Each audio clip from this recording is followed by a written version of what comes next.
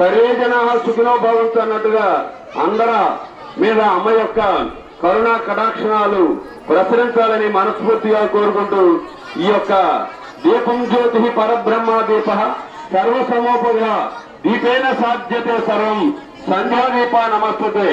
భారతీయ సంస్కృతిలో ఇది ఒక భాగం. మన గ్రామోత్సవాలు ఎందుకు చేస్తామంటే అమ్మవారికి మేకపోతులు కొంతమంది బలిస్తారు, కోళ్లు కొంతమంది బలిస్తారు, అన్నం కొంతమంది బలిస్తారు.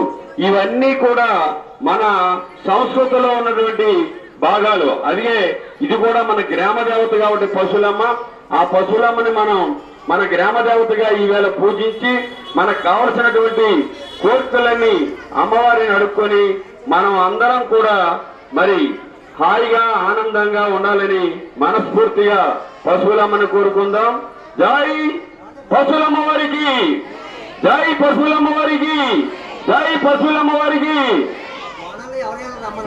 బోనాలు ఇక్కడ ఎవరైతే పెట్టారో వాళ్ళు ముందు రండి అమ్మా. బోనాలు పెట్టేవాళ్ళు ఇక్కడ 4 ఉన్నాయి.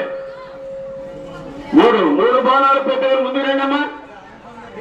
ఆంజనేయ స్వామి దగ్గర 3 బోనాలు ఎవరు పెట్టారో వాళ్ళు ముగ్గురు రండి రావాలి. కాబట్టి అమ్మవారు చక్కగా చూస్తారు ఈ కార్యక్రమాన్ని అంతటి కూడా. అలాగే ఆంజనేయ స్వామి కూడా మన వెంట ఉంటారు. అలాగే మరొక 5 నిమిషాలు ఈ కార్యక్రమం ఇక్కడి నుంచి ప్రారంభం కాబోతుంది.